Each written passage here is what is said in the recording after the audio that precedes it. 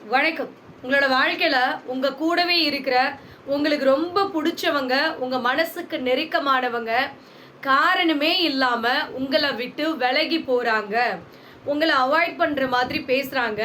நீங்களே பேசணும்னு நெனச்சா கூட, "எனக்கு நேரம் இல்லப்பா, நான் அப்புறமா பேசுறேன். நான் ரொம்ப பிஸியா இருக்கேன்" அப்படின்னு உங்ககிட்ட காமிச்சுக்கிறாங்க அப்படின்னா, இந்த இடத்துல இந்த வீடியோ பதிவு 100% உங்களுக்காக தான். வீடியோவ ஸ்கிப் பண்ணாம முழுசா கேளுங்க. நீங்க எதுக்காக இந்த வீடியோ பதிவ கிளிக் பண்ணி உள்ள வந்தீங்களோ, கண்டிப்பா சொல்றேங்க, உங்களுக்கு மனநிறைவோட முழுசா வெளியில போவீங்க. ஃபர்ஸ்ட் விஷயம் என்னன்னு கேட்டீங்கன்னா, நீங்க அவங்க நேரம் இல்ல அப்படிங்கிறதுக்காக சில வார்த்தைகள சொல்லி உங்கள அவாய்ட் பண்றத நெனச்சு, நீங்க வருத்தப்பட்டுட்டே உட்கார்ந்துருக்கீங்கன்னு வச்சுக்கோங்களேன். இதுக்கு மேல அந்த வருத்தத்த தூக்கி குப்பையில போடுங்க. இத நான் ஏன் சொல்றேன்னு கேட்டீங்கன்னா, அவங்க உங்ககிட்ட ரொம்ப பிஸியா, உங்ககிட்ட ரொம்ப பேசுறதுக்கே நேரம் இல்லாத மாதிரி, நெறைய வேலை இருக்கிற மாதிரி காமிச்சுக்குவாங்க. ஆனா நல்லா கவனிச்சு பார்த்தீங்கன்னா, அவங்க வேலை இருக்கிற மாதிரி உங்ககிட்ட காமிச்சுக்க மாட்டாங்க. நீங்க வேலை இல்லாம வெட்டியா சும்மா உட்கார்ந்துகிட்டு, அவங்கள டிஸ்டர்ப் பண்ற மாதிரி உங்களுக்கு உணர்த்துவாங்க. அத வாய திறந்து முழுசா சொல்றதுக்கு முன்னால, நீங்களே அமைதியா அத புரிஞ்சுகிட்டு வெளியில வந்துறது உங்களுக்கு நல்லதுங்க. அத விட்டுட்டு மறுபடியும் ஃப்ரெண்ட்ஷிப்பு, எனக்கு ரொம்ப புடிச்சவங்க, ரொம்ப முக்கியமானவங்க அப்படின்னு பின்னாலேயே போய்க்கிட்டு இருந்தீங்கன்னா, நீங்க அவமானப்பட்டு நிக்கிறத யாராலயும் தடுக்க முடியாது. பார்த்து சூதானமா நடந்துக்கோங்க. ஒரு காலத்துல எல்லா வேலையும் ஒதுக்கி வச்சுட்டு உங்ககிட்ட வந்து மணிக்கணக்கா பேசின அவங்க தான் இன்னைக்கு உங்ககிட்டயே வந்து சொல்லுவாங்க. அவங்களோட தேவைகள் எல்லாம் முடிஞ்சு போச்சுன்னா, உன்கிட்ட பேசுறதுக்கு அப்படி ஒண்ணும் பெருசா இல்ல அப்படின்னு சில பேர் ஓப்பனா சொல்லிடுவாங்க. இன்னும் சில பேர் இருக்காங்க பார்த்தீங்களா? இன்டைரக்ட்டா நம்மள ஒரு மாதிரி கஷ்டப்படுத்துற மாதிரி சொல்லி அனுப்பிச்சு விட்டுருவாங்க. நம்மளுக்கு ரொம்ப கஷ்டமா இருக்கும். நம்மளோட வேலை பொழப்பெல்லாம் விட்டுட்டு வந்து இவனுக்காக உட்கார்ந்திருந்தா, கடைசியில இவங்க நம்மள பார்த்து இப்படி ஒரு வார்த்தை சொல்லிட்டாங்களே! இவங்களுக்காகவா இத்தனை நாள் இவ்ளோ விஷயங்கள நம்ம விட்டு குடுத்து போனோம் அப்படின்னு, உங்களுக்கே உங்க மேல ஒரு வெறுப்பு கூட வர்றதுக்கு வாய்ப்பு இருக்குதுங்க.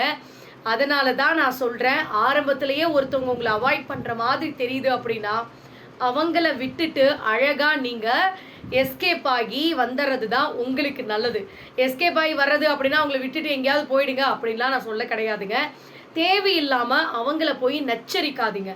ஏன் என்கிட்ட பேசல அப்படின்லாம் தயவு செஞ்சு காரணத்த மட்டும் கேட்காதீங்க. காரணத்த கேட்டீங்க அப்படின்னா, ஒரு கேள்விக்கு 100 பதில ரெடி பண்ணி வச்சுக்கிட்டு தான் உங்கள அவாய்ட் பண்ணவே ஆரம்பிச்சிருப்பாங்க.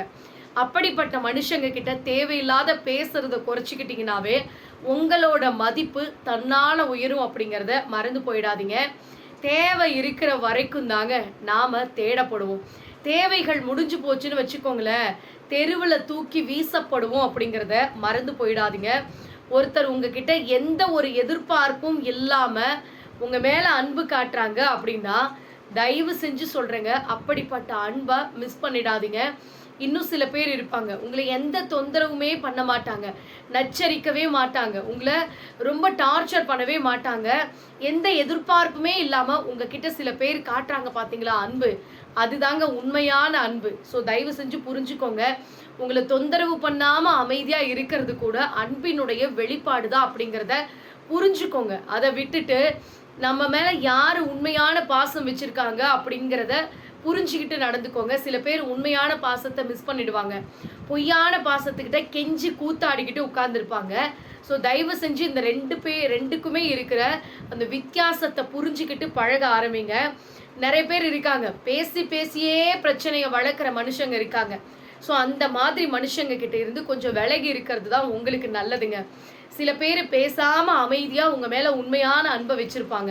புரிஞ்சுக்கோங்க. யார் எப்படிப்பட்டவங்க அப்படிங்கிறத தயவு செஞ்சு சொல்றேன். நம்மளோட சப்ஸ்கிரைபரான நீங்க எதுக்கும் கவலைப்படக்கூடாது. யாருடைய பொய்யான அன்புக்கும் ஏமாந்து போய் கடைசியில நீங்க நிற்கக்கூடாது. அதுக்காக தான் முக்கியமா இந்த வீடியோ பதிவுங்க.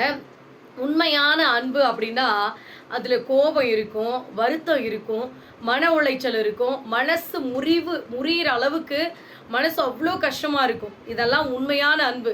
தயவு செஞ்சு அத புரிஞ்சுக்கோங்க.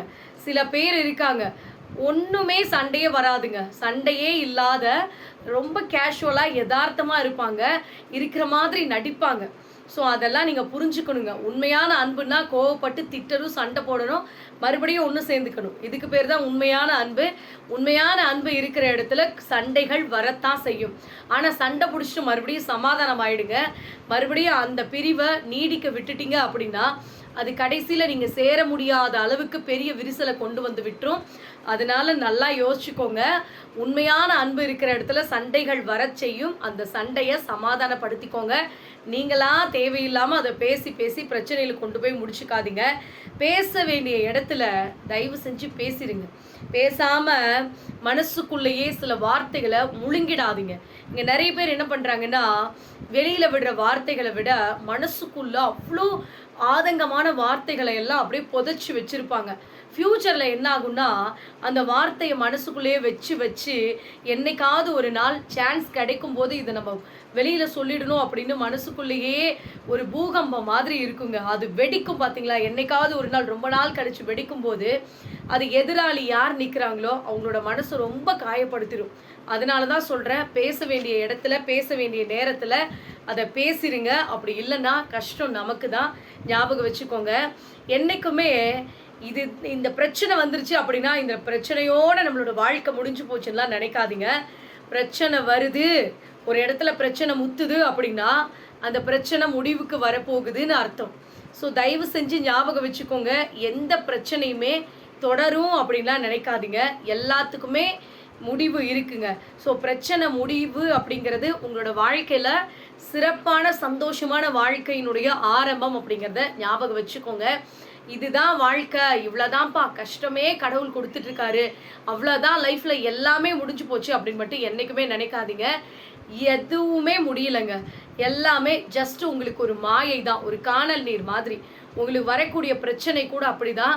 அந்த காணல் நீர் மறைஞ்சு கண்டிப்பாக உங்களோட வாழ்க்கையில் சந்தோஷமான வாழ்க்கை ரொம்ப தூரத்தில் இல்லை, பக்கத்தில் தான் இருக்குது. ஞாபகம் வச்சுக்கோங்க. காட்டுக்கு ராஜாவான சிங்கமாகவே இருந்தாலும் அது ஓடி போய் உடம்பு உழைச்சாதான் அதுக்கு இறை கிடைக்குங்க. கட்டி தங்கமாகவே இருந்தாலும் வெப்பத்தை தாங்கினாதான் அழகான நகை அப்படிங்கிற பேர் கிடைக்கும். மனுஷங்களும் அப்படித்தாங்க. ஒரே இடத்துல உட்காந்துக்கிட்டு இருக்கிற வரைக்கும் சாப்பிட்டுக்கிட்டு தூங்கிட்டு அப்படியே லத்தாச்சிக்காக வாழ்ந்துக்கிட்டே இருந்தோன்னு வச்சுக்கோங்களேன், அதெல்லாம் ஒரு வாழ்க்கையே கிடையாதுங்க. உழைக்கணும். நல்லா கவனித்து பார்த்தீங்கன்னா, நீங்கள் ஓடுற வரைக்கும், நீங்கள் சம்பாதிக்கிற வரைக்கும், நீங்கள் வேலை செய்கிற வரைக்கும் அடுத்தவங்க முன்னால் உட்காராமல் என்னால் முடியல அப்படின்னு சொல்லாமல் என்னைக்கு நீங்கள் உழைச்சிக்கிட்டு இருக்கீங்களோ அன்னைக்கு வரைக்கும் தான் உங்களுக்கு மதிப்புங்க. நீங்கள் என்னைக்கு உட்கார்றீங்களோ அந்த டைமில் உங்கள் வாழ்க்கைக்கு தேவையான பணத்தை தயவு செஞ்சு சம்பாதிச்சு வச்சுக்கோங்க. யாரையும் நம்பி இருக்காதீங்க.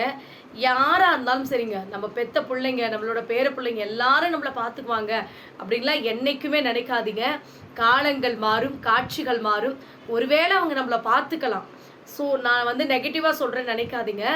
நம்மளை பார்த்துக்கிட்டாங்கன்னா அது சந்தோஷம்தான். சப்போஸ் யாருமே நம்மளை பார்த்துக்கலைங்கிற பட்சத்தில் நம்மளோட உழைப்புனால நம்ம சேர்த்து வச்ச பணம் தான் நம்மளை காப்பாற்றும். ஞாபகம் வச்சுக்கோங்க. ஸோ முடிஞ்ச வரைக்கும், உடம்புல சக்தி இருக்கிற வரைக்கும், உங்களால் முடிகிற வரைக்கும் உழைச்சிக்கிட்டே இருங்க. உங்களோட உழைப்பு, நீங்கள் சேர்த்து வைக்கிற பணம் தான் நாளைக்கு யாரையும் எதிர்பார்க்காம நீங்கள் தைரியமாக தன்னம்பிக்கையோட சுயமரியாதையோடு நிற்கிறதுக்கு உங்களுக்கு உதவும். ஞாபகம் வச்சுக்கோங்க. என்றைக்குமே அடுத்தவங்க பொறாமப்படுற அளவுக்கு வாழணும் அப்படின்னா அவசியமே கிடையாதுங்க. ஸோ இதை நல்லா புரிஞ்சுக்கோங்க. சில பேர் இருக்காங்க, அடுத்தவங்க பார்த்து பொறாமப்படணும், வைத்தறிச்சல் படணும், அதுக்காகவே சில பேர் ஜென்மங்கள் இருக்காங்க. இதுக்காக நம்ம வாழணும், அதுக்காக வாழணும், இப்படியெல்லாம் தயவு செஞ்சு இருக்காதீங்க. அடுத்தவங்க சபிக்காத அளவுக்கு வாழுங்க. ஸோ அடுத்தவங்க நாம் சந்தோஷமாக இருக்கிறத பார்த்து பொறாமப்படுறாங்க அப்படின்னா அதுக்கு நம்ம ஒன்றுமே பண்ண முடியாது. சில ஜென்மங்கள் அப்படித்தான். நம்ம நல்லா இருந்தாவே சில பேருக்கு வைத்தறிச்சல் இருக்கத்தான் செய்யும். அதுக்கு நம்ம ஒன்றுமே பண்ண முடியாதுங்க. ஸோ அதெல்லாம் விட்டு தள்ளுங்க. ஆனால் என்றைக்குமே சொல்கிறேன், அடுத்தவங்களை வெறுப்பேற்றணும் அப்படிங்கிறதுக்காக வாழாதீங்க. அடுத்தவங்களை சபிக்காத அளவுக்கு வாழ்ந்து காட்டுங்க. அதுதான் நல்ல வாழ்க்கை. ஸோ நம்ம அடுத்தவங்க வயிற்றில் அடித்து அடுத்தவங்களை ஏமாற்றி நம்ம அதில் சந்தோஷமாக இருக்கணும் அப்படின்னு நினச்சோன்னா அந்த சந்தோஷம் என்றைக்குமே நிலைக்காது. ஞாபகம் வச்சுக்கோங்க. என்றைக்குமே பாதை கடினமாக இருந்தாலும் சரிங்க, நம்மளுடைய வாழ்க்கை கண்டிப்பாக ஒரு நாள் ஒளிமயமாக மாறும் அப்படின்னு சந்தோஷமாக நிம்மதியாக மனசில் தைரியத்தோடு அடுத்த அடியை எடுத்து வைங்க. கண்டிப்பாக சொல்கிறேன், உங்களோட வாழ்க்கையில் எல்லாமே மாறுங்க. நம்பிக்கை தான் வாழ்க்கை, ஞாபகம் வச்சுக்கோங்க. பேசாதவங்களை பற்றி எப்போ பார்த்தாலும் நினச்சிட்டு இருக்கிறது சில பேர் அப்படித்தான். அவன் என்கிட்ட பேச மாட்டான், அவனுக்கு எனக்கு சண்டை வந்துருச்சு, எனக்கு மனசே கஷ்டமாக இருக்குது, அவங்கள பற்றியே யோசிச்சுட்டு இருக்கேன். ப்ளீஸ் தயவு செஞ்சு சொல்கிறேன், அனுபவ ரீதியாக சொல்கிறேன், பேசாத சில மனுஷங்களை பற்றி தூக்கி உதறி தள்ளிட்டு கஷ்டமாக தான் இருக்கும். அவங்க நம்மக்கிட்ட பேசலைங்கிறது நம்மளால் ஏற்றுக்கவே முடியாது தான். ஆனாலும் ஒரே ஒரு விஷயத்த ஸ்ட்ராங் பண்ணிக்கோங்க, மனசை நல்லா திடப்படுத்திக்கிட்டு யார் பேசாமல் நம்மளை கஷ்டப்படுத்திட்டு மன உளைச்சல் பண்ணிட்டு போகிறாங்களோ அவங்கள பற்றி இதுக்கு மேலே நம்ம நினைக்கவே கூடாதுப்பா. நம்மக்கிட்ட பேசணும்னு ஆர்வமாக சில பேர் இருப்பாங்க பார்த்தீங்களா, அவங்க கிட்ட பேசுறதுக்கே உங்களுக்கு நேரமே இருக்காது. அந்த மாதிரி மனுஷங்க கிட்ட 4 வார்த்தை பேசி பாருங்க, உங்களோட மைண்டே ஃப்ரீயாக இருக்குங்க. அதை விட்டுட்டு நீ ஏன் என்கிட்ட பேசலை, ஏன் என்கிட்ட பழகலை, ஏன் இதை சொல்லலை, ஏன் இதை பண்ணலை அப்படின்னு நீங்களா சில விஷயங்களை இழுத்து மனசுக்குள்ளே போட்டு குழப்பிட்டு உட்காந்துருக்கீங்கன்னா உங்களை யாராலையும் திருத்தவே முடியாதுங்க. ஸோ இன்னைக்கு சொல்கிறேன், நம்மளோட சப்ஸ்கிரைபரான நீங்கள் யாரும் இப்படி இருக்காங்க, என்னை கவனிக்கலை, என்கிட்ட பேசலை அப்படின்னு என்றைக்குமே வருத்தப்படவே கூடாதுங்க. ஒரே ஒரு விஷயம்தான், அப்படி யாருமே பேசுறதுக்கு இல்லை, மன உளைச்சலாக இருக்குது அப்படின்னா நம்மளோட வீடியோவை எடுத்து பாருங்கள், கண்டிப்பாக உங்களுக்கு ஒரு கான்ஃபிடென்ட் கிடைக்கும். ஸோ 100% நம்பிக்கையோடு சொல்கிறேன், இதுக்கு மேலே யாரும் பேசலை, யாரும் பழகலை, யாரும் என்னை ஒதுக்கி வைக்கிறாங்க அப்படின்லாம் வருத்தப்படுற நினப்பு இருந்துச்சுன்னா அந்த நினப்பை தூக்கி குப்பையில் போடுங்க. அதே மாதிரி காரணத்தை உருவாக்கி சில பேர் நம்மளை வெறுப்பாங்க, அந்த மாதிரி மனுஷங்க கிட்டலாம் தயவு செஞ்சு பேசிடாதீங்க. ஆனால் காரணமே இல்லாமல் சில மனுஷங்க நம்ம மேலே அன்பு காட்டுவாங்க பார்த்தீங்களா, அந்த மாதிரி மனுஷங்களை எக்காரணத்தை கொண்டும் உங்களோட வாழ்க்கையில் மிஸ் பண்ணிடாதீங்க. ஆசைகள் இருக்குது பார்த்தீங்களா, மனுஷனுக்கு வர்ற ஆசைகளில் புல்லு மாதிரி வளர்ந்து வரும்போதே நம்ம கட் பண்ணிடணுங்க. தேவையில்லாத ஆசைகளை நம்ம மனசுக்குள்ளே வளர்த்துக்கிட்டு அதை ஓட விட்டு அதை பெருசு பண்ணி கடைசியில் அந்த ஆசையை நம்மளால் நிறைவேற்ற முடியலையே, இல்லை அதை நிறைவேற்றுறதுக்காக என்னடா பண்ணலாம் அப்படின்லாம் நம்ம யோசித்து நம்மளை நாமளே மன உளைச்சல் பண்ணிக்கவே வேணாம். ஸோ ப்ளீஸ் தயவு செஞ்சு சொல்கிறேன், தேவையில்லாத ஆசைகள் எது, தேவையான ஆசைகள் எதுன்னு உங்களுக்கே தெரியும். உட்காந்து யோசிச்சு பார்த்தீங்கன்னா உங்களுக்கே தெரியும், ஆசைகள் தான் நிறைய பிரச்சனைக்கு காரணம். அதை அடியோட ஸ்டார்டிங்லேயே கிள்ளி போட்டுட்டீங்கன்னு வச்சுக்கோங்களேன், நிறைய பிரச்சனையை நீங்கள் ஈஸியாக சால்வ் பண்ணிட்டு போய்கிட்டே இருக்கலாங்க. என்றைக்குமே நெருங்கினவங்களோட மட்டும் நீங்கள் விளக்கமாக பேசுங்க. உங்களுக்கு பிடிச்சவங்க அப்படிங்கிறதுக்காக எல்லார்கிட்டையும் நீங்கள் போய் எல்லாத்தையும் விலாவரியாக விளக்கிட்டு இருக்கணும்னு அவசியம் கிடையாது. உங்ககிட்ட நெருங்கினவங்க, உங்களுக்கு பிடிச்சவங்க, உங்களுடைய நலன் விரும்பிகள், அவங்கக்கிட்ட மட்டும் நீங்கள் நெருக்கமாக விலாவரியாக பேசுங்க, தப்பு கிடையாது. ஆனால் தூரமாக இருக்கிறவங்க கிட்ட, இட் மீன்ஸ் தெரியாதவங்க கிட்டலாம் சுருக்கமாக பேசுங்க, அதுதான் உங்களோட வாழ்க்கைக்கு நல்லது. சில பேர்கிட்டலாம் வளன்னு பேசிக்கிட்டே இருந்தீங்கன்னு வச்சுக்கோங்களேன், உங்களை ஒரு ஆளாகவே மதிக்க மாட்டாங்க. ஸோ அமைதியாக இருந்து பாருங்களேன், உங்களை ரெஸ்பெக்ட் பண்ணுவாங்க. ஸோ அமைதிக்கு இருக்கிற மரியாதை வேறு எதுக்குமே கிடையாதுங்க. நீங்கள் பேசின வார்த்தைகளை விட நீங்கள் பேசாத வார்த்தைகளுக்கு மதிப்பு அதிகம். ஸோ முடிஞ்ச வரைக்கும் ஒரு இடத்துல, ஒரு சபையிலையாக இருந்தாலும் சரி, எந்த இடத்துலையா இருந்தாலும் சரிங்க, உங்ககிட்ட கேட்டால் மட்டும் பதில் சொல்லுங்க. கேட்காத பட்சத்தில் நீங்களாக போய் மூக்க நுழைச்சிங்கன்னா உங்களுக்கு நடக்கிற அவமானத்துக்கு நான் காரணம் கிடையாதுங்க. ஸோ ஆரம்பத்துலேருந்தே உங்ககிட்ட இதை தான் சொல்கிறேன், தேவையில்லாத பேசாதீங்க, விலாவரியாக எல்லார்கிட்டையும் எல்லாத்தையும் எக்ஸ்பிளைன் பண்ணாதீங்க.